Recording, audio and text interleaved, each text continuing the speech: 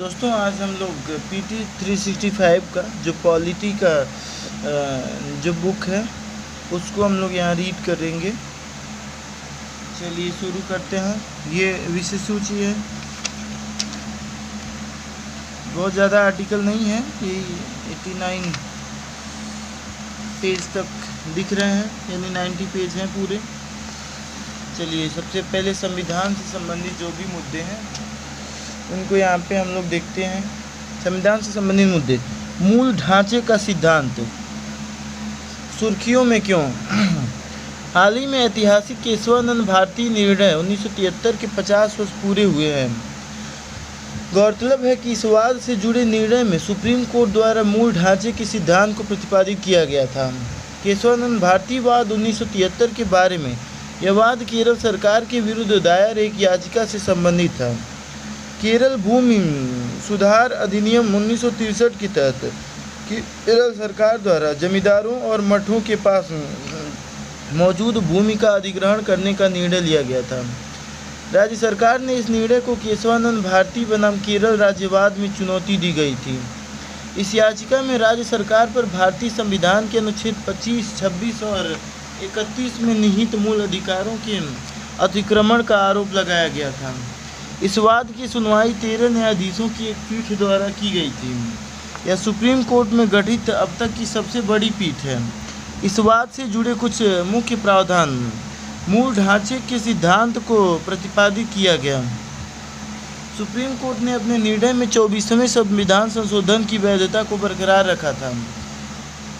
साथ ही यह निर्णय दिया था कि संसद को संविधान के किसी भी या सभी प्रावधानों, मूल अधिकारों सहित में संशोधन करने की शक्ति प्राप्त है, बशर्ते संशोधन द्वारा संविधान की मूलभूत विशेषताओं या मूल सिद्धांतों में परिवर्तन या उनकी क्षति अथवा लोप नहीं होना चाहिए। इससे पहले गोलकनाथवाद 1967 में सुप्रीम कोर्ट ने निर्णय दिया था कि अनुच्छेद 368 के तहत संसद की संविधान में संशोधन करने की शक्ति असीमित नहीं है। कोर्ट ने यह भी कहा था कि संविधान के तहत गारंटीकृत मूल अधिकारों को संविधान संशोधन द्वारा निरस्त या सीमित नहीं किया जा सकता। न्यायिक समीक्षा की शक्ति, कोर्ट ने निर्णय दिया कि न्यायिक समीक्षा की शक्ति संविधान के मूल ढांचे का एक अभिन्न अंग है। मूल ढांचे के सिद्धांत का विकास क्रम, संसद मूल अधिकारों सहित संविधान के किसी भी भाग में संशोधन कर सकती है।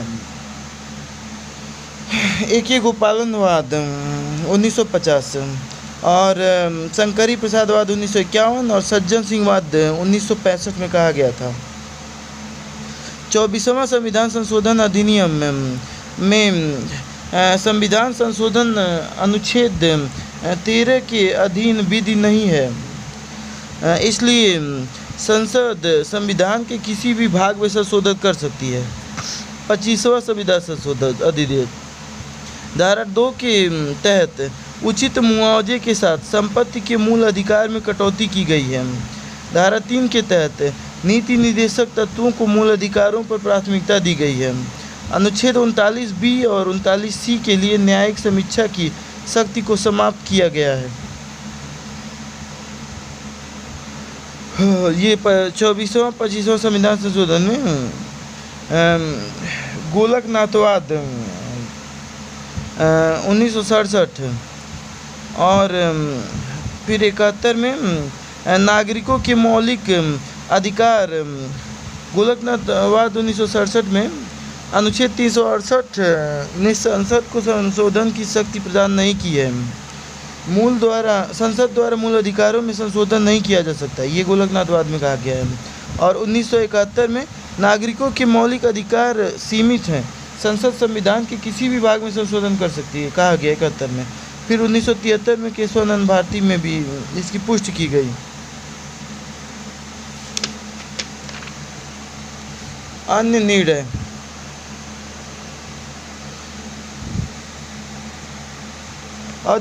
सुप्रीम कोर्ट ने न्यायिक समीक्षा की अपनी शक्ति को कम करने वाले हिस्सों को छोड़कर 25वें एवं 29वें संविधान संशोधन के अन्य भाग की वैधता को बनाए रखा। साथ ही यह भी कहा कि उद्देशिका संविधान का एक भाग है। इसलिए इसमें संशोधन किया जा सकता है। मूल ढांचे के सिद्धांत के बारे में। मूल ढांचे के सिद्धांत के अनुसार संविधान में कुछ ऐसी मूलभूत विशेषताएं विद्यमान हैं जिन्हें संविधान संशोधन के माध्यम से संसद द्वारा संशोधित या निरस्त नहीं किया जा सकता है। भारत के संविधान में कहीं भी मूल ढांचा पद का उल्लेख नहीं किया गया है। मूल ढांचे के सिद्धांत का महत्व। यह संविधान में संशोधन करने की संसद की शक्ति को उचित रूप से नियंत्रित करता है। यह सुनिश्चित करता है कि संविधान एक जीवंत दस्तावेज बना रहे, साथ ही अपने मूलभूत मूल्यों और सिद्धांतों को संरक्षित करते हुए समय के साथ बदलती परिस्थितियों के अनुरूप कार्य करता रहे। इसके तहत कानून का शासन, शक्तियों का पृथक्करण जैसे कई सिद्धांतों को मूल ढांचे में शामिल किया गया है। ये भारत में संवैधानिक कानून का आधार बन गए हैं। यह सुनिश्चित करता है कि संविधान का संघीय ढांचा कमजोर न हो। यह संविधान की व्याख्या करते समय भारतीय न्यायपालिका के दृष्टिकोण को दिशा देने में महत्वपूर्ण भूमिका निभाता है। कुछ सिद्धांत जो वर्तमान में मूल ढांचे का भाग हैं। भारत की संप्रभुता, नागरिकों की व्यक्तिगत स्वतंत्रता की सुरक्षा, कल्याणकारी राज्य का निर्माण, संविधान की सर्वोच्चता, गणतांत्रिक और लोकतांत्रिक सरकार, संविधान का पंथ निरपेक्ष और संघीय स्वरूप, विधायिका, कार्यपालिका और न्यायपालिका के बीच शक्तियों का पृथक्करण, राष्ट्र की एकता और अखंडता, न्यायिक समीक्षा का अधिकार, मौलिक अधिकारों और राज्य की नीति निर्देशक तत्वों के बीच सामंजस्य व संतुलन आदि। जिला न्यायालयों की स्वतंत्रता, मूल ढांचा सुर्खियों में क्यों? सुप्रीम कोर्ट ने अखिल भारतीय न्यायाधीश संघ बनाम भारत संघवाद में फैसला सुनाते हुए स्पष्ट किया है कि जिला न्यायालयों की स्वतंत्रता भी संविधान के मूल ढांचे का हिस्सा है। अन्य संबंधित तथ्य। कोर्ट ने इस केस में फैसला सुनाते हुए न्यायपालिका से संबंधित कुछ सिद्धांतों पर प्रकाश डाला है। इनमें शामिल है जिला न्यायालय, हाई कोर्ट और सुप्रीम कोर्ट के बीच वेतन, पेंशन तथा अन्य सेवा शर्तों के मामले में देश भर में एकरूपता बनाए रखी जानी चाहिए। शक्तियों का पृथक्करण। न्यायपालिका के पदाधिकारियों को विधायिका और कार्यपालिका के कर्मचारियों से अलग माना जाना चाहिए। पदनाम और सेवा शर्तों में एकरूपता। एकीकृत न्यायपालिका का अर्थ है कि एक राज्य के न्यायाधीशों की सेवा शर्तें अन्य राज्यों में समान पद पर नियुक्त न्यायाधीशों की सेवा शर्तों के समान होनी चाहिए। हाई कोर्ट, जिला एवं सत्र न्यायालय, सिविल दीवानी मामले, क्रिमिनल फौजदारी मामले, अधीनस्थ न्यायालय, मुंसिफ कोर्ट, क्रिमिनल फौजदारी मामले में मुख्य न्यायिक मजिस्ट्रेट की अदालत और न्यायिक मजिस्ट्रेट की अदालत। जिला न्यायालय, जिला न्यायाधीश जिले में सर्वोच्च न्यायिक प्राधिकारी है। अधीनस्थ न्यायपालिका का संगठनात्मक ढांचा, अधिकारिता और नामकरण राज्य निर्धारित करते हैं। इस कारण से जिला न्यायालयों की स्थिति एक राज्य से दूसरे राज्य में अलग अलग हो सकती है। जिला न्यायालय मुख्यतः त्रिस्तरीय ढांचे पर आधारित है।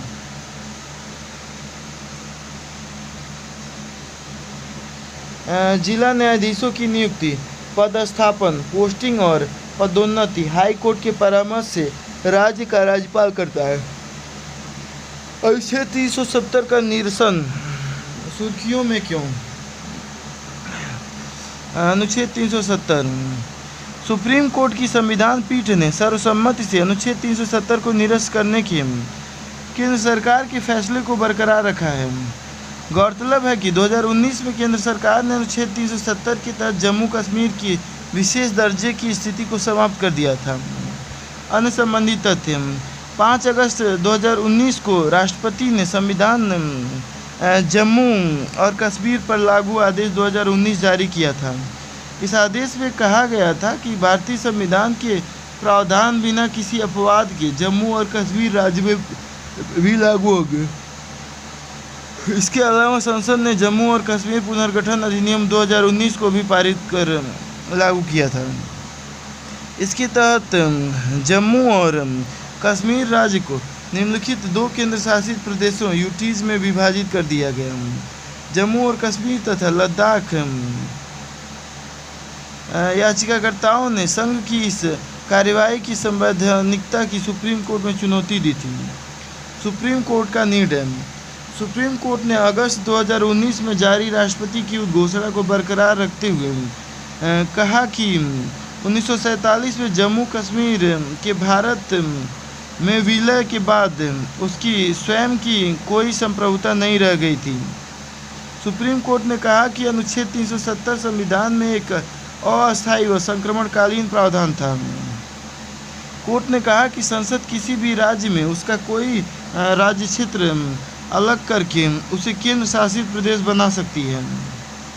संसद कानून द्वारा किसी भी राज्य से किसी क्षेत्र को अलग करके या 2 से अधिक राज्यों या राज्यों के कुछ हिस्सों को आपस में मिलाकर या किसी भी राज्य क्षेत्र को किसी भी राज्य के एक हिस्से से में मिलाकर एक नया राज्य बना सकती है।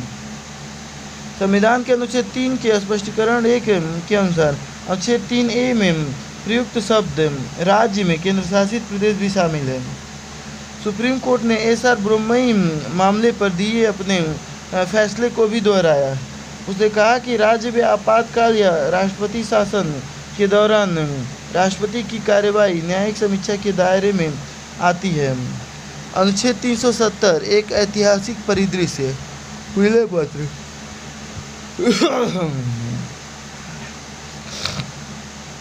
अक्टूबर 1947 में जम्मू कश्मीर के अंतिम शासक महाराजा हरि सिंह ने IOA पर इंस्ट्रूमेंट ऑफ एक्सेशन पर हस्ताक्षर किए थे। इस विलय पत्र के माध्यम से वह अपने राज्य को भारतीय राज्य क्षेत्र में शामिल करने के लिए सहमत हुए थे। जम्मू कश्मीर के लिए अस्थायी प्रावधान। भारत का संविधान 26 जनवरी 1950 को लागू हुआ था। तब अनुच्छेद 370 को संविधान के भाग 21 में जोड़ा गया था। भाग 21 का शीर्षक है अस्थायी संक्रमणकालीन और विशेष उपवद। अनुच्छेद 370 रक्षा, विदेश मामले, वित्त और संचार को छोड़कर अन्य सभी कानूनों को लागू करने के लिए संसद को राज्य सरकार की सहमति की आवश्यकता थी। भारतीय संविधान का अनुच्छेद 35 से यह अनुच्छेद 370 से ही उत्पन्न हुआ था। अनुच्छेद 35A में जम्मू कश्मीर राज्य के अस्थायी निवासियों तथा उनके विशेष अधिकारों को उन्हें मिलने वाली विशेष सुविधाओं का प्रावधान किया गया था। अनुच्छेद 3 यह प्रावधान करता है कि संसद कानून द्वारा नए राज्यों का निर्माण कर सकती है और मौजूदा राज्य के राज्य क्षेत्रों, सीमाओं या नाम में परिवर्तन कर सकती है। अनुच्छेद के पहले हिस्से में कहा गया है कि उपयुक्त कानून के लिए किसी विधेयक को राष्ट्रपति की सिफारिश पर ही संसद के किसी भी सदन में पेश किया जाएगा। यदि विधेयक किसी राज्य के राज्य क्षेत्र, सीमा या नाम को प्रभावित करता है तो राष्ट्रपति को ऐसे विधेयक को संबंधित राज्य विधानमंडल के विचार के लिए उसे भेजा जाना चाहिए।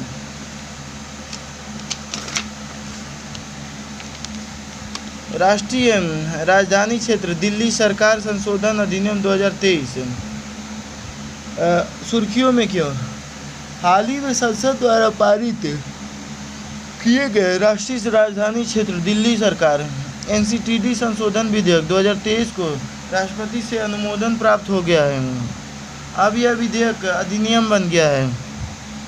NCTD संशोधन अधिनियम के मुख्य प्रावधान राष्ट्रीय राजधानी सिविल सेवा प्राधिकरण।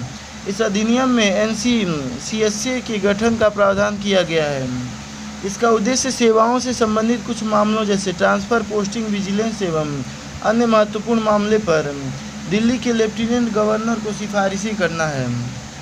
NCCSA के सभी निर्णय उपस्थित और मतदान करने वाले सदस्यों के बहुमत के आधार पर लिए जाएंगे। दिल्ली में प्रधान गृह सचिव और मुख्य सचिव दोनों की नियुक्ति केंद्र सरकार करेगी।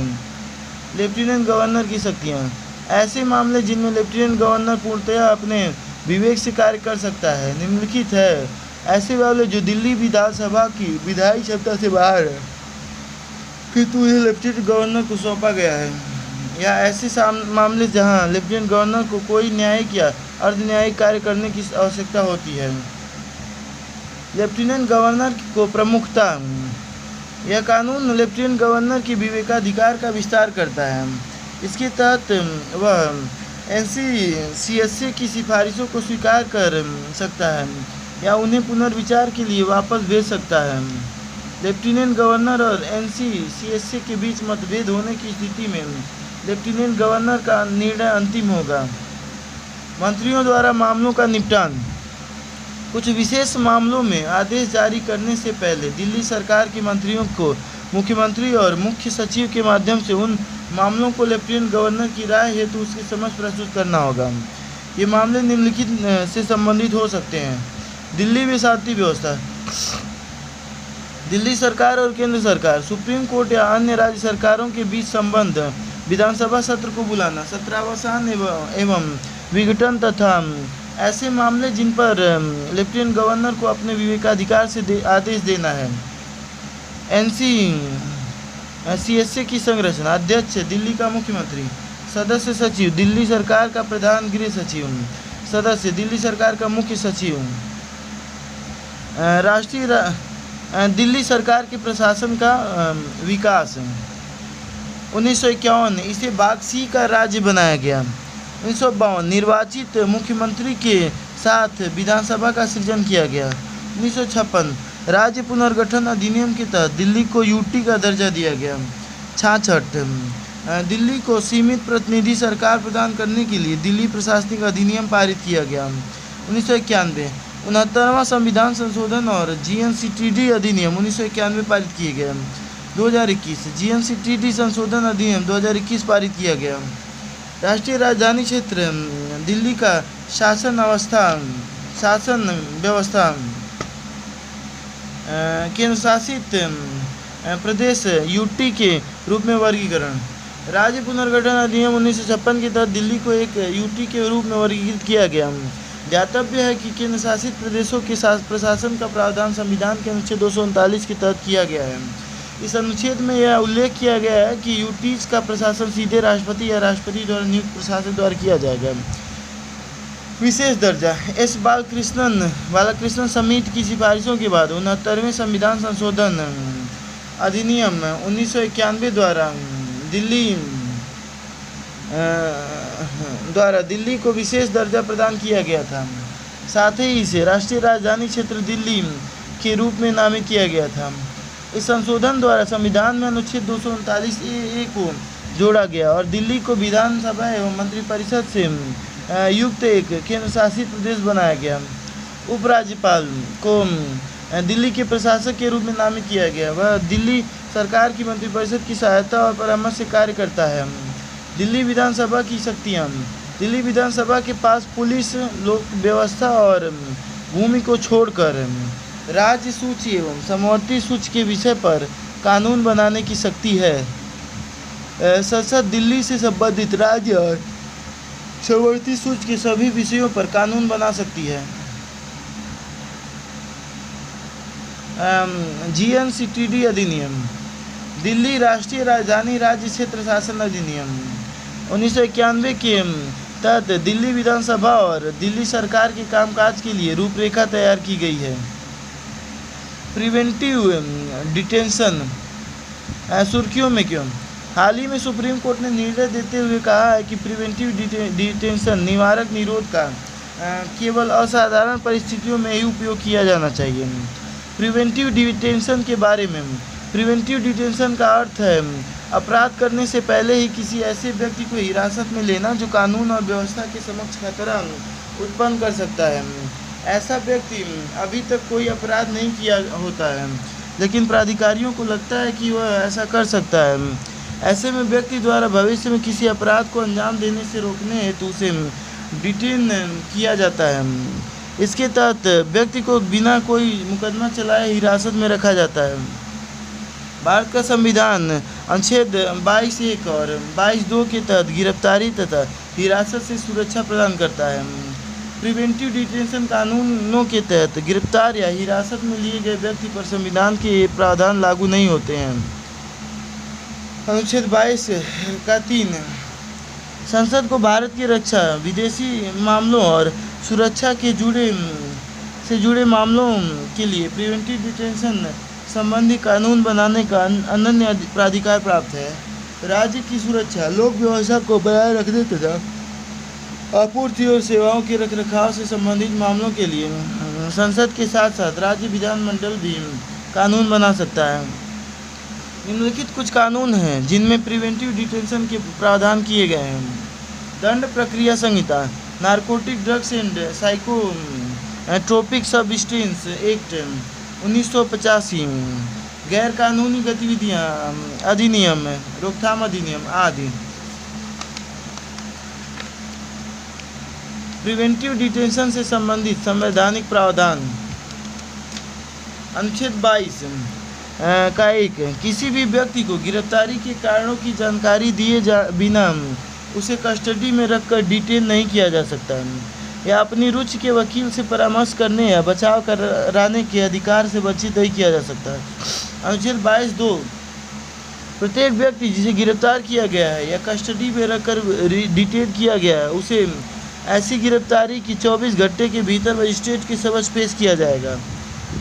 अनुच्छेद 22(3), उपर्युक्त 2 खंड उस व्यक्ति पर लागू नहीं होंगे जो उस समय भारत के किसी शत्रु देश का नागरिक है या जिसे किसी प्रिवेंटिव डिटेंशन कानून के तहत गिरफ्तार या डिटेन किया गया है।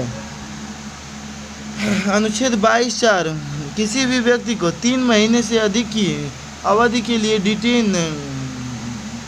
नहीं किया जा सकता है।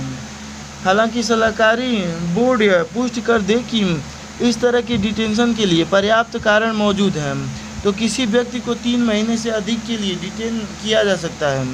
अनुच्छेद 22(7)(b), किसी व्यक्ति को सलाहकार बोर्ड की राय के बिना 3 महीने से अधिक समय के लिए डिटेन किया जा सकता है यदि संसद कानून द्वारा यह प्रावधान करती है कि ऐसे डिटेंशन की अधिकतम अवधि कितनी होगी तथा परिस्थितियां, व्यक्तियों के वर्ग और ऐसे मामले जिन पर ऐसा कानून लागू हो सकता है। प्रिवेंटिव डिटेंशन के संबंध में निर्णय कोर्ट के प्रमुख निर्णय। A.K. गोपालन बना मद्रास राज्य 1950, सुप्रीम कोर्ट ने प्रिवेंटिव डिटेंशन अधिनियम को स्वीकृति दी थी। सिब्बन लाल बनाम उत्तर प्रदेश राज्यवाद, सुप्रीम कोर्ट ने कहा था कि अदालत डिटेन करने की वास्तविकता या डिटेन करने के लिए कोर्ट में पेश तथ्यों की जांच करने में सक्षम नहीं है। शंभुनाथ शंकर बनाम पश्चिम बंगाल राज्यवाद, हालांकि प्रिवेंटिव डिटेंशन की अवधारणा अपने आप में कठोर है और संविधान में गारंटीकृत मौलिक अधिकारों का उल्लंघन करती है, लेकिन कभी कभी देश की सुरक्षा को बनाए रखने के लिए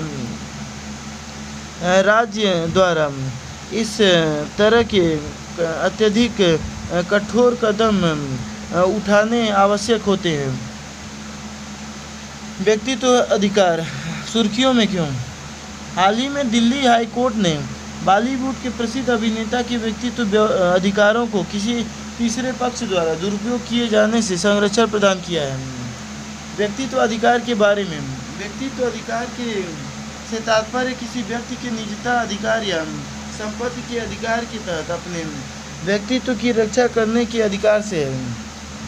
व्यक्तित्व अधिकार नाम, आवाज़, हस्ताक्षर, छवियों या जनता द्वारा आसानी से पहचानी जाने वाले किसी अन्य विशेषता को व्यक्त करते हैं जो किसी सेलिब्रिटी आदि के व्यक्तित्व का प्रतीक है। भारत में व्यक्तित्व अधिकार, देश में व्यक्तित्व अधिकार या उसके संरक्षण का किसी भी कानून में स्पष्ट रूप से उल्लेख नहीं किया गया है। हालांकि निजता के अधिकार और संपत्ति के अधिकार में इसके तत्व विद्यमान हैं। भारत में व्यक्तित्व अधिकार में निम्नलिखित 2 प्रकार के अधिकार शामिल हैं।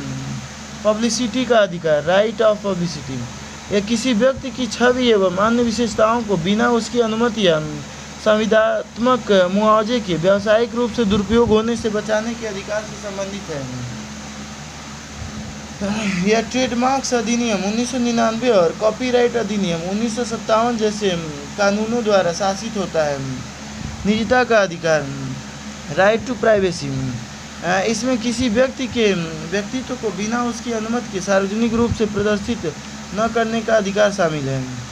निजता का अधिकार मोटे तौर पर संविधान के अनुच्छेद 21 और न्यायमूर्ति के एस पुट्टास्वामी सेवानिवृत्त मामले 2018 में सुप्रीम कोर्ट द्वारा दिए गए फैसले के तहत शासित होता है। मरणोपरांत व्यक्तित्व अधिकार, प्रतीक और नाम अनुचित उपयोग की रोकथाम अधिनियम 1950। यह कानून इस अधिनियम की अनुसूची में सूचीबद्ध कुछ गणमान्य व्यक्तियों के नामों और प्रतीकों के अनधिकृत उपयोग पर रोक लगाता है। भारतीय दंड संहिता IPC, यदि कोई व्यक्ति किसी मृतक या उसके परिवार की प्रतिष्ठा के खिलाफ नकारात्मक टिप्पणी करता है या अपमानजनक सामग्री प्रकाशित करता है तो भारतीय दंड संहिता के तहत मानहानि का मुकदमा दायर किया जा सकता है। अंतर्राष्ट्रीय अभिसमयों के तहत व्यक्तित्व अधिकार, वर्तमान में पब्लिसिटी के अधिकारों के संरक्षण से संबंधित कोई स्पष्ट अंतर्राष्ट्रीय अभिसमय या संधि नहीं है। हालांकि पब्लिसिटी संबंधी कुछ अधिकार निम्नलिखित अंतर्राष्ट्रीय अभिसमयों से प्राप्त किए जा सकते हैं। रोम अभिसमय 1961, यह कलाकारों के अधिकारों, फोनोग्राम प्रोड्यूसर के अधिकारों और प्रशासन अधिकारों की रक्षा करता है।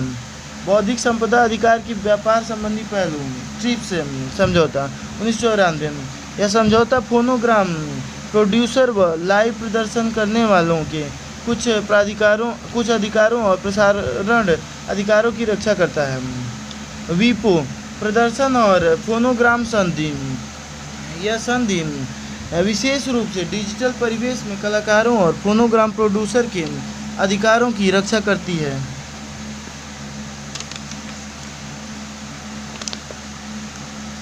व्यक्तित्व अधिकारों से संबंधित संवैधानिक प्रावधान, अनुच्छेद 21 के अनुसार किसी भी व्यक्ति को उसके प्राण या दैहिक स्वतंत्रता से कानून द्वारा स्थापित प्रक्रिया के अनुसार ही वंचित किया जाएगा, अन्यथा नहीं। अनुच्छेद 300A संपत्ति का अधिकार प्रदान करता है। इस अनुच्छेद का 44वां संविधान संशोधन अधिनियम को 44वें संविधान संशोधन अधिनियम 1978 के तहत संविधान में जोड़ा गया था। इस अनुच्छेद के अनुसार किसी भी व्यक्ति को उसकी संपत्ति से कानून के प्राधिकार के अलावा वंचित नहीं किया जाएगा।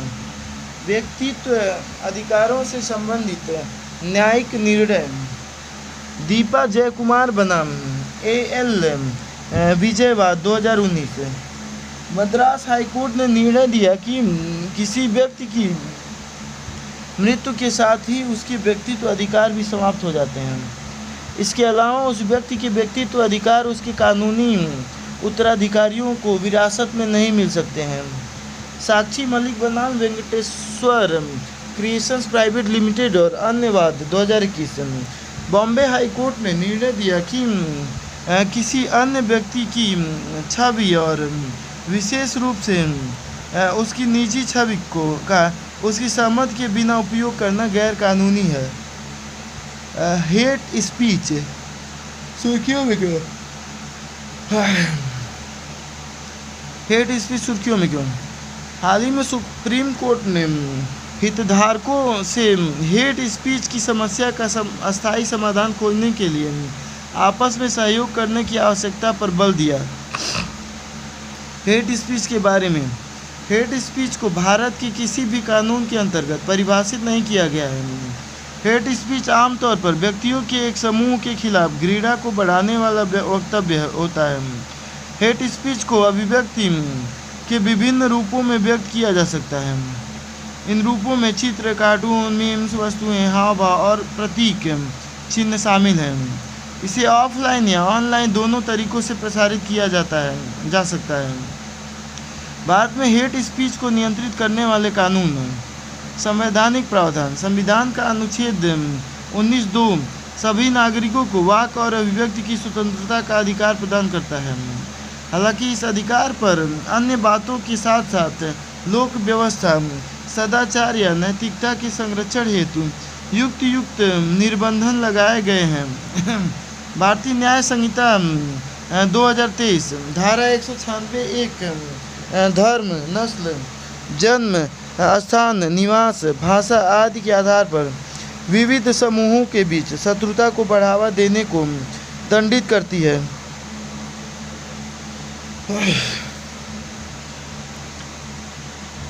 धारा 299 किसी भी वर्ग के धर्म या धार्मिक विश्वासों का अपमान करके उसकी धार्मिक भावनाओं को ठेस पहुंचाने के इरादे से किए गए जानबूझकर और दुर्भावनापूर्ण कृत्यों के लिए दंड को परिभाषित करती है।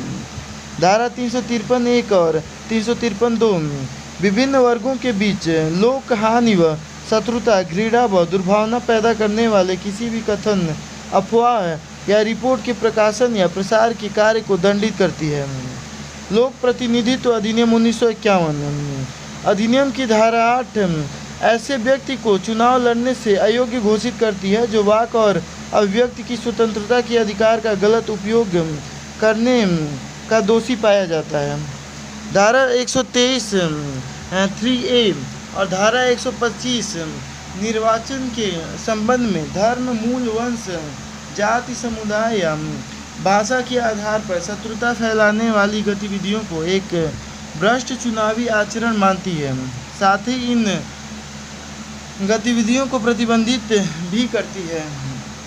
नागरिक अधिकार संरक्षण अधिनियम 1955 धारा 7 के तहत कहे गए या लिखे गए शब्दों के माध्यम से या संकेतों या तस्वीरों द्वारा या अन्यथा अस्पृश्यता को उकसाने और उसे बढ़ावा देने के विरुद्ध दंड का प्रावधान करती है। धार्मिक संस्था दुरुपयोग निवारण अधिनियम 1988 धारा 3G धार्मिक संस्थानों या उनके प्रबंधकों को विविध धार्मिक समूहों के बीच वैमनस्य या नफरत को बढ़ावा देने के लिए धार्मिक परिसरों का उपयोग करने से रोकती है। हेट स्पीच से संबंधित न्यायिक निर्णय प्रवासी भलाई संगठन बनाम भारत संघवाद 2014 सुप्रीम कोर्ट ने हेट स्पीच के नकारात्मक प्रभावों पर संज्ञान लेते हुए मामले की गहन जांच के लिए इसे विधि आयोग को सौंप दिया था। श्रेया सिंघल बनाम भारत संघवाद 2015 सुप्रीम कोर्ट ने निर्णय दिया कि अनुच्छेद 19(2) के अंतर्गत वाक एवं अभिव्यक्ति की स्वतंत्रता पर उचित प्रतिबंध केवल तभी लगाया जा सकता है जब यह हिंसा या सार्वजनिक अव्यवस्था का कारण बनती है।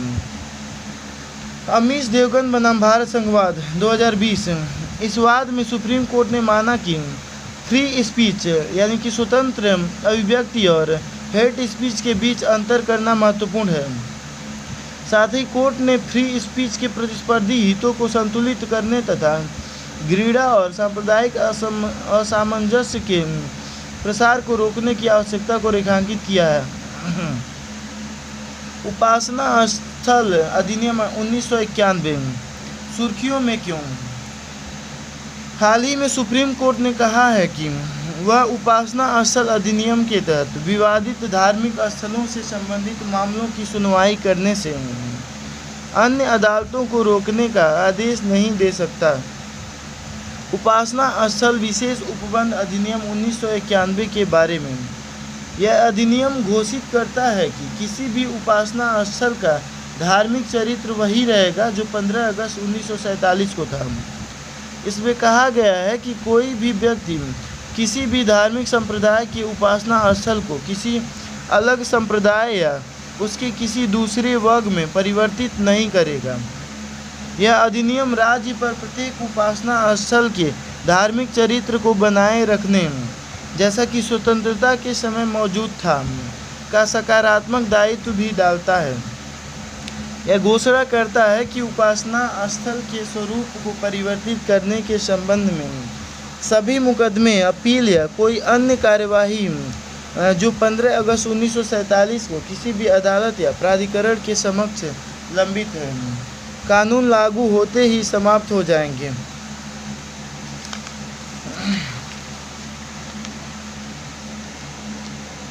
इस अधिनियम के अपवाद अयोध्या में विवादित स्थल को इस अधिनियम से छूट दी गई थी।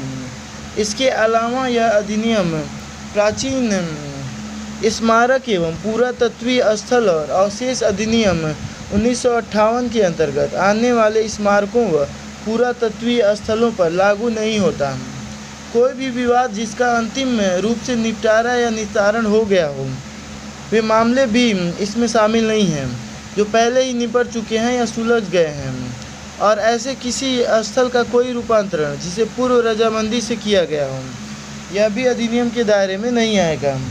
जुर्माना अधिनियम की धारा 6 में इसके प्रावधानों का उल्लंघन करने पर जुर्माने के साथ अधिकतम 3 साल की कैद की सजा का प्रावधान किया गया है। अन्य महत्वपूर्ण सुर्खियां संविधान की 8वीं अनुसूची। ओडिशा मंत्रिमंडल ने संविधान की 8वीं अनुसूची में कुई भाषा को शामिल करने के प्रस्ताव को मंजूरी दे दी। भारतीय संविधान की 8वीं अनुसूची इसमें देश की आधिकारिक भाषाओं को सूचीबद्ध किया गया है। वर्तमान में इसमें 22 भाषाएं शामिल हैं।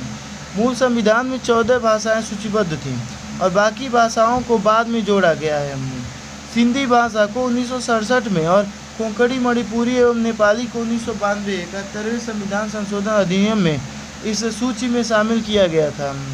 साथ ही 2003 के 92वां संविधान संशोधन अधिनियम के माध्यम से इसमें संथाली, डोगरी, मैथिली तथा बोडो भाषाओं को जोड़ा गया था।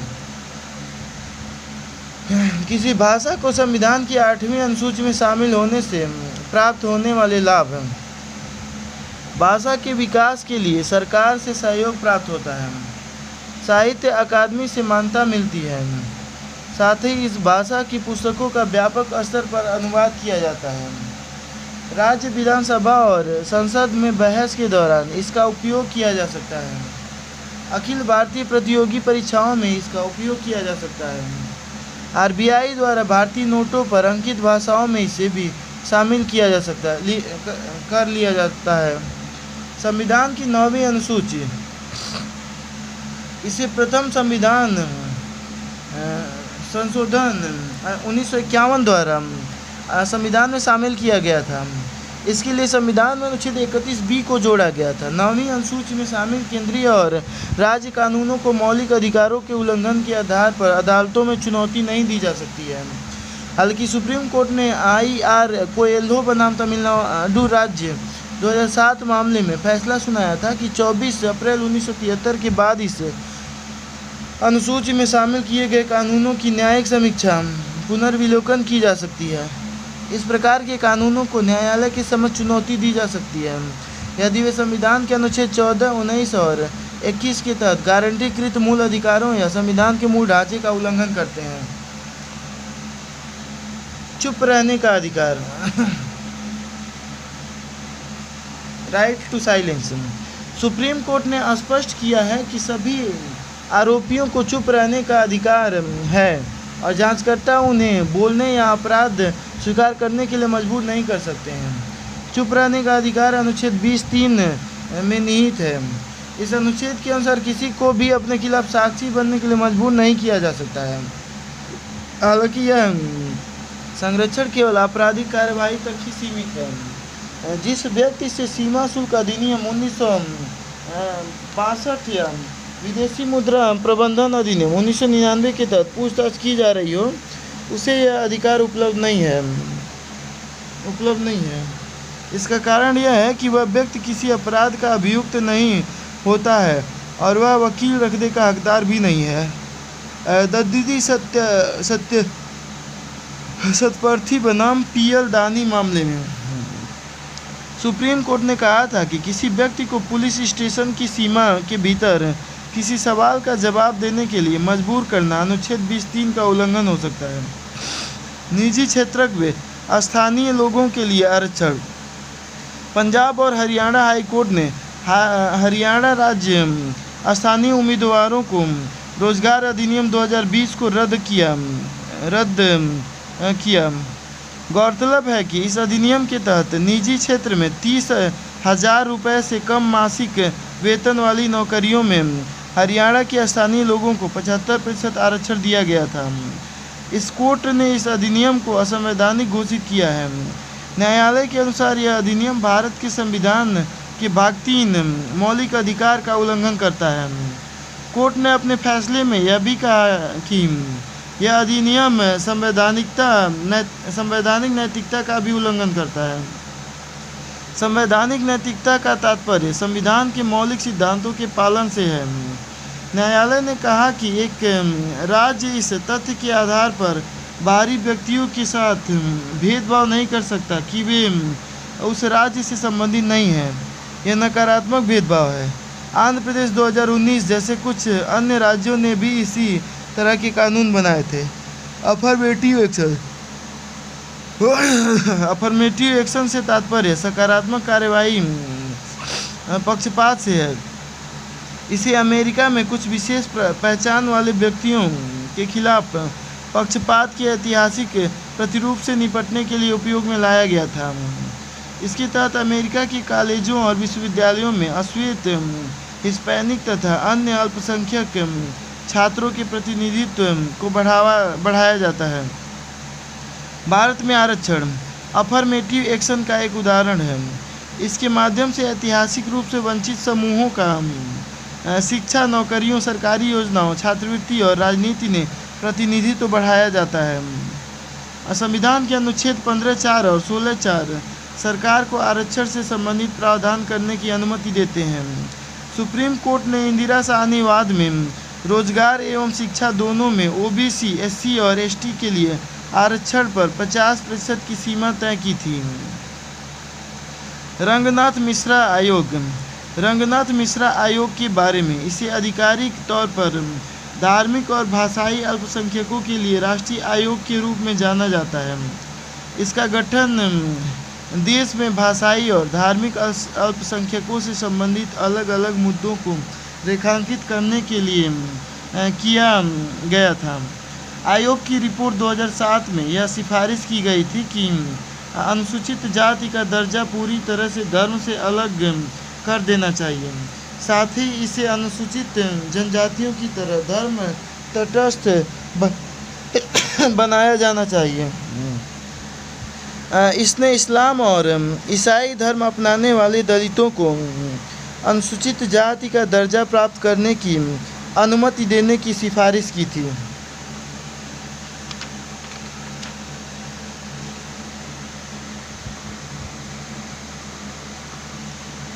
अनुच्छेद 355 संविधान के भाग 18 अनुच्छेद 352 से 360 तक में निहित आपातकाल से संबंधित प्रावधानों का एक हिस्सा है। अनुच्छेद 355 के अनुसार संघ का यह कर्तव्य होगा कि वह बाहरी आक्रमण और आंतरिक अशांति से प्रत्येक राज्य की रक्षा करे। साथ ही संघ का यह भी कर्तव्य है कि वह प्रत्येक राज्य की सरकार का संविधान के उपबंधों के अनुसार चलाया जाना सुनिश्चित करें। पैदल चलने का अधिकार, राइट टू वॉक।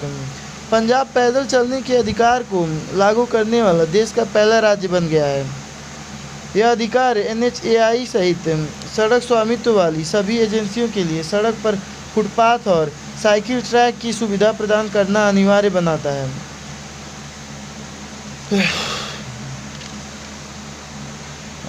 संसद, राज्य विधानमंडल, स्थानीय सरकार की कार्यप्रणाली से रिलेटेड जितने भी संसद से, राज्य विधानमंडल से और स्थानीय सरकार से रिलेटेड जितने भी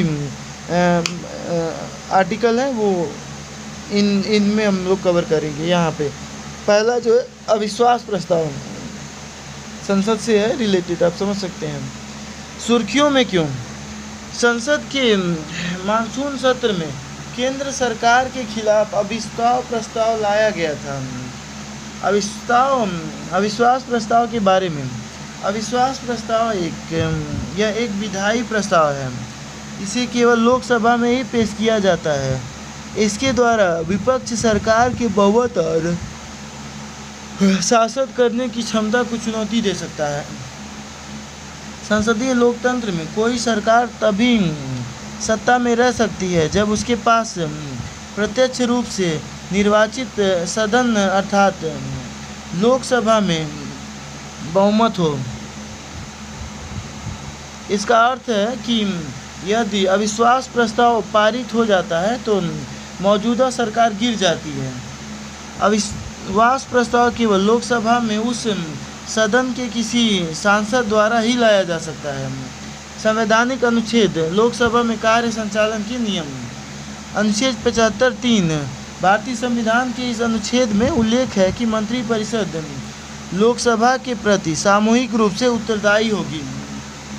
इसी प्रकार राज्य स्तर पर अनुच्छेद 164(2) में यह प्रावधान किया गया है कि मंत्रिपरिषद सामूहिक रूप से राज्य विधानसभा के प्रति उत्तरदायी होगी। लोकसभा की प्रक्रिया एवं कार्य संचालन नियमों के नियम 198 में मंत्रिपरिषद में अविश्वास प्रस्ताव के संबंध में प्रावधान किए गए हैं। अविश्वास प्रस्ताव का आधार। अविश्वास प्रस्ताव के लिए कोई आधार निर्धारित करने की आवश्यकता नहीं है। भाषण। जब तक सदन द्वारा प्रस्ताव पेश करने की अनुमति नहीं दी जाती तब तक प्रस्ताव के समर्थन में कोई भी भाषण नहीं दिया जा सकता है। दोबारा नया प्रस्ताव। एक अविश्वास प्रस्ताव पर चर्चा होने और सदन द्वारा उसे अस्वीकार कर दिए जाने के बाद उसी सत्र में दूसरा अविश्वास प्रस्ताव नहीं लाया जा सकता है। अविश्वास प्रस्ताव की सामान्य प्रक्रिया। जब सदन में विपक्षी दलों को लगता है कि सरकार के पास बहुमत नहीं है या सरकार अपना विश्वास खो चुकी है तो वह अविश्वास प्रस्ताव लाती है। लोकसभा अध्यक्ष परीक्षण करता है कि अविश्वास प्रस्ताव सही है या नहीं। नोटिस। प्रस्तुत करने वाला सदस्य अविश्वास प्रस्ताव पेश करने के लिए सदन की अनुमति मांगता है। इसके बाद अध्यक्ष उन सदस्यों को बुलाता है जो अविश्वास प्रस्ताव लाने के पक्ष में हैं।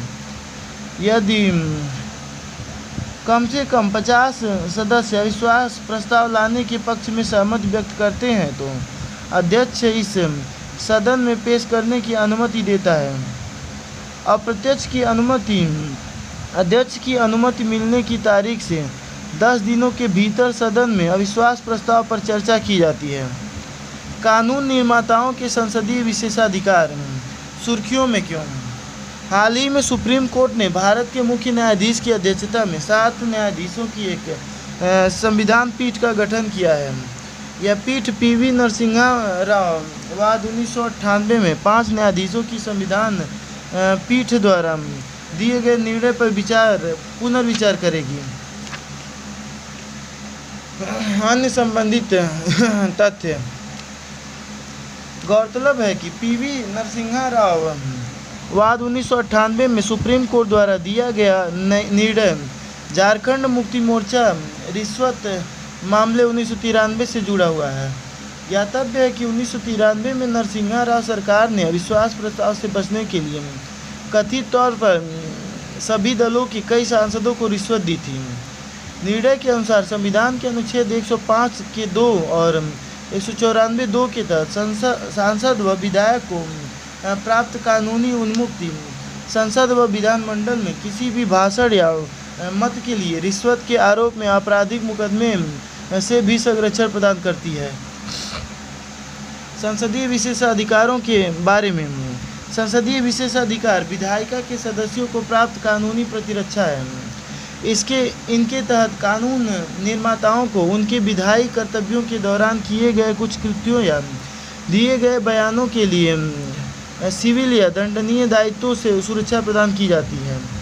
यदि कोई व्यक्ति या प्राधिकारी किसी सदस्य या सदन के संसदीय विशेषाधिकारों की उपेक्षा करता है या उसे कमज़ोर करता है तो उसे विशेषाधिकार का उल्लंघन कहा जाता है।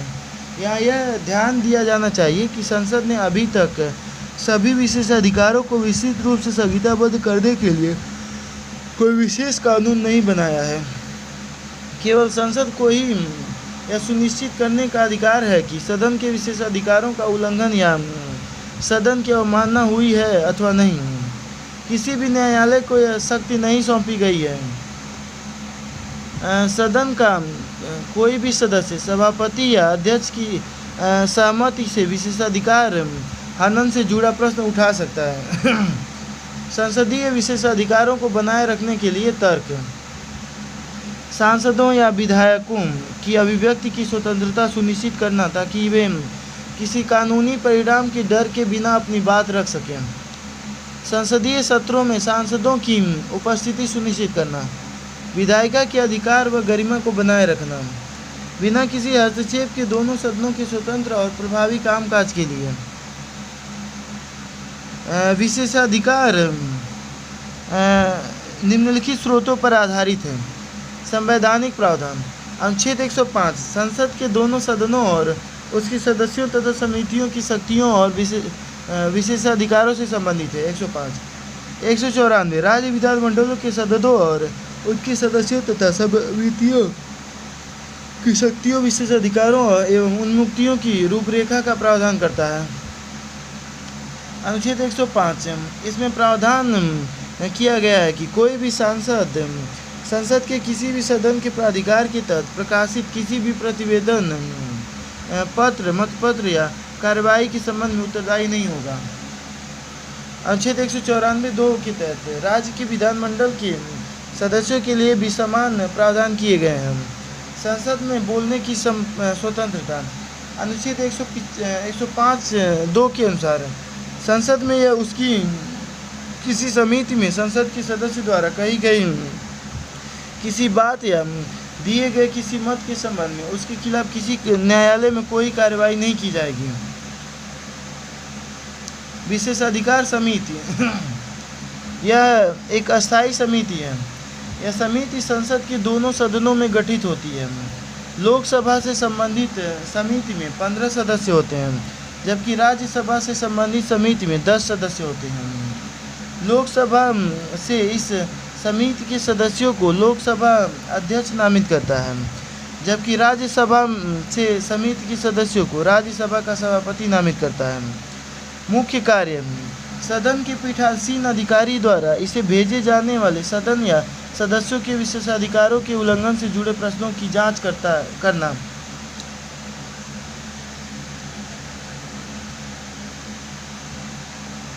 यह स्वतंत्रता संविधान के प्रावधानों तथा संसद के नियमों और प्रक्रियाओं के अधीन है, जैसा कि संविधान के अनुच्छेद 118 में वर्णित है। हालांकि अनुच्छेद 121 सदस्यों को सुप्रीम कोर्ट और हाई कोर्ट के न्यायाधीशों के आचरण पर चर्चा करने से रोकता है। 122 इस अनुच्छेद के अनुसार न्यायपालिका प्रक्रिया की कथित अनियमितता के आधार पर संसद पर किसी भी कार्रवाई की वैधता की जांच नहीं कर सकती है। संसद द्वारा बनाए गए कानून। गिरफ्तारी पर रोक। सिविल प्रक्रिया संहिता 1908 में यह प्रावधान किया गया है कि किसी भी कानून निर्माता को सदन के सत्र से 40 दिन पहले, सत्र के दौरान और सत्र के स्थगन से 40 दिन बाद तक गिरफ्तार नहीं किया जाएगा। हालांकि यह विशेषाधिकार दीवानी मामलों तक ही सीमित है। किसी भी संसद सदस्य को सत्र के दौरान या अन्यथा किसी आपराधिक मामले में कार्यवाही से कोई छूट प्राप्त नहीं है। दोनों सदनों के नियम, प्रक्रिया के नियमों और दृष्टांतों पर आधारित विशेषाधिकार। संसद को किसी भी दंड योग्य आरोप या अपराध के लिए किसी सदस्य की गिरफ्तारी, हिरासत, दोष सिद्धि, कारावास और रिहाई के संबंध में तत्काल जानकारी प्राप्त करने का अधिकार है। अज्ञात व्यक्तियों को बाहर करने का अधिकार। सदन के सदस्यों को गैर सदस्यों को सदन की कार्यवाही से बाहर करने की शक्ति तथा अधिकार प्राप्त है। सदन में स्वतंत्र और निष्पक्ष चर्चा सुनिश्चित करने के लिए यह अधिकार आवश्यक है। अन्य स्रोत संसदीय परंपराएं एवं न्यायिक व्याख्याएं। सदन की अवमानना। विशेषाधिकार का उल्लंघन सदन की अवमानना से अलग होता है। इसे ऐसे किसी भी कार्य के रूप में परिभाषित किया गया है जो संसद के किसी भी सदन के कामकाज में बाधा उत्पन्न करता है, या जो ऐसे सदन के किसी सदस्य या अधिकारी के कर्तव्य के निर्वहन में बाधा उत्पन्न करता है, या जिसमें प्रत्यक्ष या अप्रत्यक्ष रूप से ऐसे परिणाम उत्पन्न करने की प्रवृत्ति होती है। संसद यह सुनिश्चित करने के लिए एकमात्र प्राधिकारी है कि सदन की अवमानना हुई है या नहीं। किसी भी अदालत को यह सुनिश्चित करने का अधिकार नहीं दिया गया है सदन द्वारा किसी दोषी को अवमानना के लिए हिरासत या जेल भेजने की अवधि सदन के सत्र की अवधि तक सीमित होती है। यदि सदन के सदस्य दोषी पाए जाते हैं तो उन्हें सदन से निलंबित किया जा सकता है या उन्हें निष्कासन का सामना करना पड़ सकता है। विधि निर्माताओं का निष्कासन सुर्खियों में क्यों? हाल ही में लोकसभा ने आचार समिति की रिपोर्ट के आधार पर अपने एक सदस्य को अवैध रूप से उपहार एवं पारितोषण स्वीकार करने के आरोप में सदन से निष्कासित कर दिया है। भारत में विधि निर्माताओं का निष्कासन। भारत में किसी सांसद का निष्कासन संवैधानिक और कानूनी सदन के नियम आधार पर हो सकता है। निष्कासन का संवैधानिक आधार संसदीय विशेषाधिकारों के उल्लंघन या सदन की अवमानना का दोषी पाए जाने वाले किसी भी सांसद को सदन से निलंबित या निष्कासित किया जा सकता है। प्रत्येक सदन में निष्कासन के प्रस्ताव को पारित करने के लिए साधारण बहुमत की आवश्यकता होती है। निष्कासन के लिए आचार समिति की आगे की भागीदारी हमेशा आवश्यक नहीं होती है। लोकसभा की आचार समिति इसके अध्यक्ष द्वारा नामांकित अधिकतम 15 होते हैं और वे 1 वर्ष से अधिक की अवधि के लिए पद पर बने रहते हैं। कार्य अध्यक्ष द्वारा संदर्भित किसी सदस्य के अनैतिक आचरण से संबंधित शिकायतों की जांच करना, सिफारिशें करना, सदस्यों के लिए आचार संहिता बनाना, आचार संहिता में संशोधन का सुझाव देना। लोकसभा की पहली आचार समिति 2000 में और राज्यसभा की 1997 में गठित की गई थी।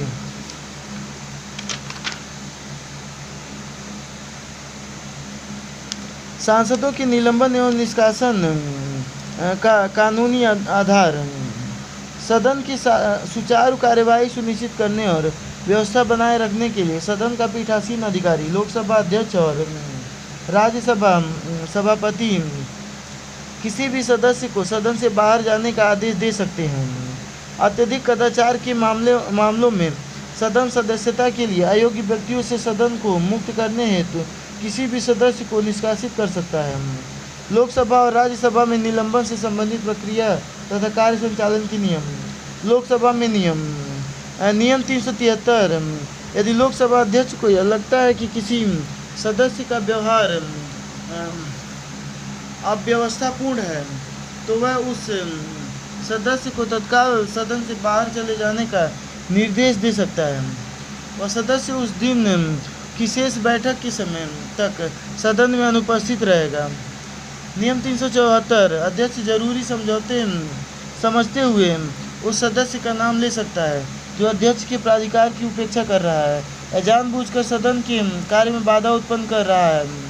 इस तरह नाम लिए जाने पर अध्यक्ष उस सदस्य को सदन के शेष काल तक सदन से निलंबित करने के लिए एक प्रस्ताव प्रस्तुत करेगा। इसके बाद वह सदस्य तुरंत सदन से बाहर चला जाएगा। नियम 374 2001 में लाया गया। यदि कोई सदस्य लोकसभा की कार्यवाही में बाधा डालता है या जानबूझकर सभा के नियमों का उल्लंघन करता है तो लोकसभा अध्यक्ष द्वारा उसका नाम लिए जाने पर वह लोकसभा की 5 बैठकों या सत्र की शेष अवधि के लिए जो भी कम हो स्वतः निलंबित हो जाता है। राज्यसभा में नियम 255 यह राज्यसभा के सभापति को अव्यवस्थित आचरण के लिए किसी भी सदस्य को तुरंत सदन से बाहर जाने का निर्देश देने की अनुमति देता है। नियम 256 यह नियम सभापति को अपने प्राधिकार की उपेक्षा करने या सभा के नियमों को उल्लंघन करने वाले सदस्यों का नाम लेने की अनुमति देता है। इसके बाद सदन सदस्य को सत्र की शेष अवधि के लिए निलंबित करने का प्रस्ताव अपना सकता है। लोकसभा नियम 374 ए के तहत के विपरीत राज्यसभा अपने सदस्यों को बिना प्रस्ताव पारित किए निलंबित नहीं कर सकती। संविधान के अनुच्छेद 122 के प्रावधानों के अनुसार न्यायपालिका प्रक्रिया की कथित अनियमितता के आधार पर संसद की किसी भी कार्यवाही की वैधता की जांच नहीं कर सकती। हालांकि न्यायालय ने कई मामलों में हस्तक्षेप किया है। उदाहरण के लिए राजा रामपाल वाद 2007 में न्यायालय ने राजा रामपाल के निष्कासन को बरकरार रखा था, लेकिन यह भी कहा था कि किसी भी अवैध आधार पर इस तरह कार्यवाहियाँ न्यायिक जांच के दायरे में आती है। यह ध्यान रखने योग्य तथ्य है कि निष्कासन और अयोग्यता एक समान नहीं है। भारतीय संविधान निष्कासन और अयोग्यता दोनों का प्रावधान करता है। अयोग्यता के तहत संसद का कोई सदस्य आगे चुनाव नहीं लड़ सकता, जबकि निष्कासन के तहत वह चुनाव लड़ सकता है। संसद के किसी भी सदन के सदस्यों की अयोग्यता। लोक प्रतिनिधित्व अधिनियम 1951, इस अधिनियम की धारा 8(3)(a) के अनुसार दोषी ठहराए जाने वाले विधायिका के किसी भी सदस्य को यदि वो 2 वर्ष से अधिक के कारावास की सजा सुनाई जाती है तो उसे दोषी ठहराए जाने की तिथि से अयोग्य माना जाएगा। ऐसे व्यक्ति को सजा पूरी किए जाने की तिथि से अगले 6 वर्ष तक चुनाव लड़ने के लिए अयोग्य माना जाएगा। 10वीं अनुसूची, यदि कोई व्यक्ति 10वीं अनुसूची के प्रावधानों के तहत दल बदल के आधार पर अयोग्य ठहराया जाता है, संविधान का अनुच्छेद 102(1) और 191(1) निम्नलिखित कुछ शर्तों के तहत सदस्यों की अयोग्यता का प्रावधान करता है। यदि वह केंद्र या राज्य सरकार के अधीन कोई लाभ का पद धारण करता है, यदि वह मानसिक रूप से विकृत है और अदालत द्वारा ऐसा घोषित किया गया है, यदि वह अनुन्मोचित दिवालिया है, यदि वह भारत का नागरिक नहीं है या उसने स्वेच्छा से किसी अन्य देश की नागरिकता हासिल कर ली है या किसी अन्य देश के प्रति निष्ठावान है, तथा यदि वह संसद द्वारा बनाए गए किसी कानून के तहत अयोग्य घोषित किया गया है।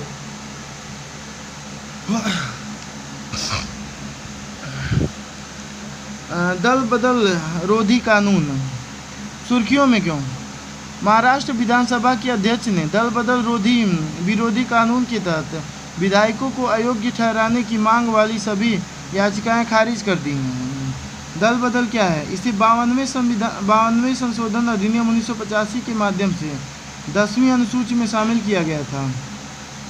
दल बदल से उत्पन्न होने वाली अयोग्यता के संबंध में किसी भी प्रश्न का निर्णय सदन का पीठासीन अधिकारी करता है। अयोग्यता के आधार निम्नलिखित आधार पर सदस्यता समाप्त हो जाती है। यदि कोई सदस्य स्वेच्छा से अपने दल की सदस्यता छोड़ देता है, सदन में अपने राजनीतिक दल द्वारा जारी किसी निर्देश के विपरीत और दल के पूर्व अनुमति प्राप्त किए बिना मतदान करता है या मतदान में अनुपस्थित रहता है सदुपस्थित रहता है और इस तरह के कृत्य को उस दल द्वारा 15 दिनों के भीतर माफ नहीं किया जाता है। यदि कोई निर्दलीय सदस्य चुनाव के बाद किसी राजनीतिक दल में शामिल हो जाता है तो वह अयोग्य हो जाता है। कोई मनोनीत सदस्य यदि सीट ग्रहण करने की तारीख से 6 महीने की समाप्ति के बाद किसी राजनीतिक दल में शामिल हो जाता है तो वह अयोग्य घोषित हो जाता है। दल बदल कानून के अपवाद। दल बदल कानून किसी राजनीतिक दल को किसी अन्य दल में या उसके साथ विलय करने की अनुमति देता है, बशर्ते कि उसके कम से कम 2/3 विधायक विलय के पक्ष में हों। यदि कोई व्यक्ति लोकसभा अध्यक्ष या राज्यसभा के सभापति के रूप में चुना जाता है तो वह अपने दल से इस्तीफा दे सकता है। पद छोड़ने के बाद वह फिर से उस दल में शामिल हो सकता है। वर्तमान में पीठासीन अधिकारियों के लिए दल बदल विरोधी मामले पर निर्णय लेने की समय सीमा निर्धारित करने वाला कोई कानून मौजूद नहीं है। व्हीप के बारे में दल बदल विरोधी कानून का नियम 2 दल के सदस्यों को दल के व्हीप और नीतियों का पालन करने के दायरे में रखता है। संसद की भाषा में व्हीप का तात्पर्य है दल के सदस्यों को एक निश्चित निर्देश का पालन करने के लिए जारी लिखित आदेश और इस तरह के निर्देश जारी करने के लिए दल के अधिकृत सदस्य को भी व्हीप या सचेतक कहा जाता है। भारत में व्हीप की अवधारणा ब्रिटिश संसदीय प्रणाली से विरासत में मिली है। ब्रिटेन में विधि निर्माताओं को व्हीप के माध्यम से दल के आदेशों का पालन करना होता है। 10वीं अनुसूची से संबंधित न्यायिक निर्णय किहोतो होलोहन बनाम जाचिलू और अन्य वाद 1992। इस वाद में सुप्रीम कोर्ट ने कहा था कि स्पीकर का निर्णय न्यायिक समीक्षा के अधीन है। किसम मेघचंद्र सिंह बनाम माननीय अध्यक्ष मणिपुर विधानसभा एवं अन्य वाद 2020। इस वाद में सुप्रीम कोर्ट ने कहा था कि 10वीं अनुसूची के तहत अयोग्यता संबंधी याचिकाओं पर अध्यक्ष द्वारा 3 महीने के भीतर निर्णय लिया जाना चाहिए। सुप्रीम कोर्ट ने अपनी राजनीतिक निष्ठाओं के तहत विधानसभा अध्यक्षों की ओर से किए जाने वाले पक्षपातपूर्ण व्यवहार के मुद्दे पर भी गौर किया। साथ ही 10वीं अनुसूची के तहत मामलों का फैसला करने के लिए एक अस्थायी अधिकरण का भी सुझाव दिया। राष्ट्रपति एवं राज्यपाल की अध्यादेश जारी करने की शक्ति। सुर्खियों में क्यों? एक हालिया विश्लेषण से पता चला है कि 2019 के बाद से राष्ट्रपति द्वारा किए जाने वाले अध्यादेशों की संख्या में गिरावट आई है। 2022 में कोई अध्यादेश जारी नहीं किया गया था। पिछले 59 सालों में पहली बार ऐसा हुआ है।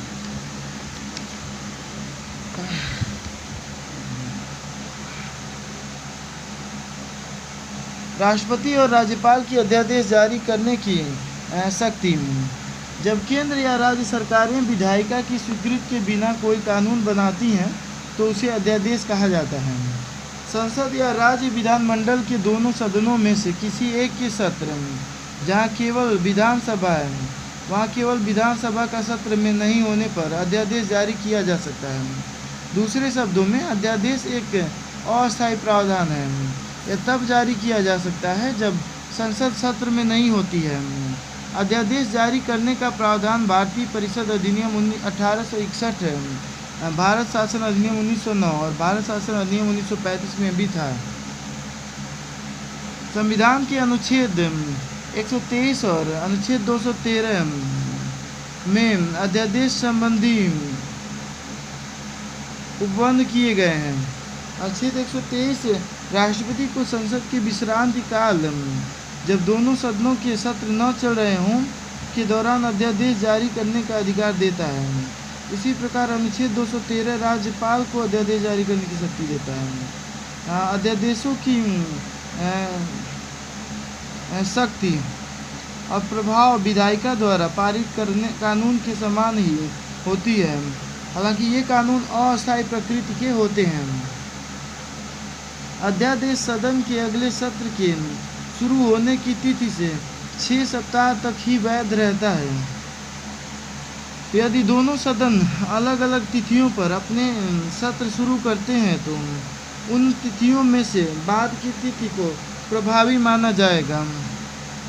यदि राष्ट्रपति राज्यपाल इसे वापस लेता है या दोनों सदन इसे अस्वीकार करते हुए संकल्प पारित कर देते हैं तो अध्यादेश पहले भी समाप्त हो सकता है। राज्य विधायिका के मामले में इसे अस्वीकार करने वाला संकल्प विधानसभा द्वारा पारित किया जाता है और विधान परिषद यदि है तो द्वारा असहमति व्यक्त की जाती है। अध्यादेश केवल उन्हीं मामलों पर जारी किए जा सकते हैं जिन पर संसद या विधानमंडल को कानून बनाने का अधिकार है तथा साथ ही इन अध्यादेशों की भी वही संवैधानिक सीमाएं होती हैं जो सांसद विधानमंडल द्वारा बनाए गए कानूनों की होती है।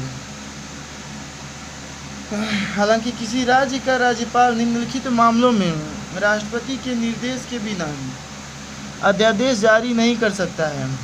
यदि समान उपबंधों वाले विधेयक को राज्य विधानमंडल में प्रस्तुत करने के लिए राष्ट्रपति की पूर्व स्वीकृति आवश्यक हो, यदि राज्यपाल समान उपबंधों वाले विधेयक को राष्ट्रपति के विचार के लिए आरक्षित रखना आवश्यक समझे, यदि समान उपबंधों वाला राज्य विधानमंडल का कोई अधिनियम राष्ट्रपति की सहमति प्राप्त किए बिना अमान्य हो गया है।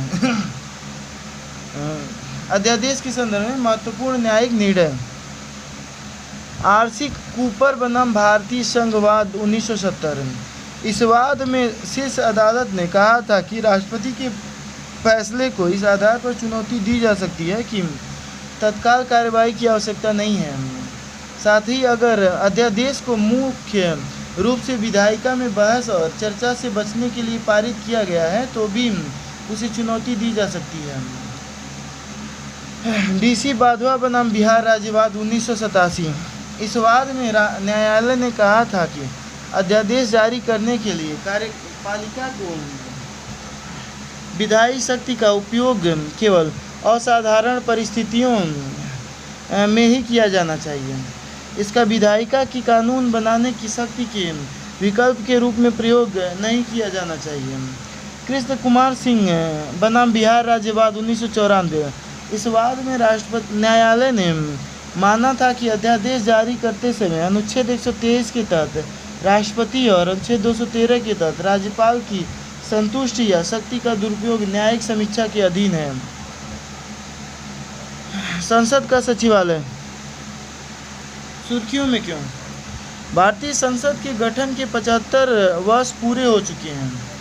इस दौरान संसदीय सचिवालय दोनों सदनों राज्यसभा और लोकसभा की प्रक्रियाओं, परंपराओं और विधायी ज्ञान का संरक्षक रहा है। संवैधानिक प्रावधान अनुच्छेद 98। संसद के प्रत्येक सदन का अलग सचिवालयी स्टाफ होगा। संसद कानून द्वारा संसद के प्रत्येक सदन के सचिवालयी कर्मचारियों की भर्ती और नियुक्ति तथा उनकी सेवा की शर्तों को विनियमित कर सकती है। हालांकि अभी तक ऐसा कोई कानून पारित नहीं किया गया है। यह अनुच्छेद संसद के दोनों सदनों के लिए सम्मिलित पदों के सृजन की भी अनुमति देता है। अनुच्छेद 187। इस अनुच्छेद के तहत राज्य विधानमंडलों के सचिवालय के लिए अनुच्छेद 98 के समान ही प्रावधान किए गए हैं। राज्यसभा और लोकसभा 1952 के अस्तित्व में आई थी। 52 में अस्तित्व में आई थी। हालांकि लोकसभा के सचिवालय को संसदीय सचिवालय ही कहा जाता रहा है। इसके विपरीत राज्यसभा के लिए राज्य परिषद सचिवालय नामक एक नए सचिवालय का निर्माण किया गया था। वर्ष 1954 में दोनों सचिवालयों के नाम बदलकर क्रमशः राज्यसभा सचिवालय और लोकसभा सचिवालय कर दिया गया था। दोनों सदनों के सचिवालयों को कार्यात्मक आधार पर 10 सेवाओं में वर्गीकृत किया गया है। इन 10 सेवाओं में विधायी, कार्यकारी और प्रशासनिक सेवाएं, शब्दशः रिपोर्टिंग सेवाएं आदि शामिल हैं। लोकसभा अध्यक्ष और राज्यसभा सभापति अपने अपने सचिवालयों में नए पद सृजित कर सकते हैं। हालांकि श्रेणी 1 या श्रेणी 2 के पदों के लिए केंद्रीय वित्त मंत्रालय के साथ पूर्व परामर्श करना अनिवार्य है। दोनों सदनों के महासचिव का पद भारत सरकार के कैबिनेट सचिव के समकक्ष है। हालांकि वरीयता सूची में कैबिनेट सचिव के 11वें स्थान पर रखा गया है, जबकि लोकसभा राज्यसभा के महासचिवों को 23वें स्थान पर रखा गया है। सचिवालयों की संरचना लोकसभा सचिवालय, लोकसभा अध्यक्ष, लोकसभा सचिवालय लोकसभा अध्यक्ष के मार्गदर्शन और नियंत्रण में कार्य करता है। प्रशासनिक प्रमुख, लोकसभा महासचिव, भर्ती और सेवा की शर्तें। ये लोकसभा सचिवालय भर्ती और सेवा की शर्तें नियम 1955 द्वारा शासित होती है। इन नियमों को राष्ट्रपति ने लोकसभा अध्यक्ष के परामर्श से प्रख्यापित किया था। राज्यसभा सचिवालय, राज्यसभा सचिवालय सभापति के प्रशासनिक नियंत्रण में कार्य करता है। प्रशासनिक प्रमुख, महासचिव, भर्ती और सेवा की शर्तें। ये राज्यसभा सचिवालय भर्ती और सेवा की शर्तें नियम 1957 द्वारा शासित होती हैं। इन नियमों को राष्ट्रपति ने राज्यसभा सभापति के परामर्श से प्रख्यापित किया था। सचिवालय के कार्य, संसद के सदनों के प्रभावी कामकाज के लिए सचिवालयी सहायता उपलब्ध कराना, वेतन एवं अन्य भत्तों का भुगतान, विभिन्न संसदीय समितियों को सचिवालयी सेवाएं प्रदान करना, महासचिव द्वारा पीठासीन अधिकारियों को सहायता और सलाह देना, अनुसंधान और संदर्भ सामग्री तैयार करना तथा अलग अलग डॉक्यूमेंट प्रकाशित करना, सदनों की प्रतिवेदन की कार्यवाहियों का रिकॉर्ड तैयार करना और उन्हें प्रकाशित करना। भारत में लोकतांत्रिक विकेंद्रीकरण, सुर्खियों में क्यों? वर्ष 2023 में भारतीय संविधान के 73वें और 74वें संशोधनों के 30 वर्ष पूरे हो गए। 73वें और 74वें संशोधन के परिणाम स्वरूप ग्रामीण और शहरी क्षेत्रों में स्थानीय स्वशासन की स्थापना हुई थी। भारत में लोकतांत्रिक विकेंद्रीकरण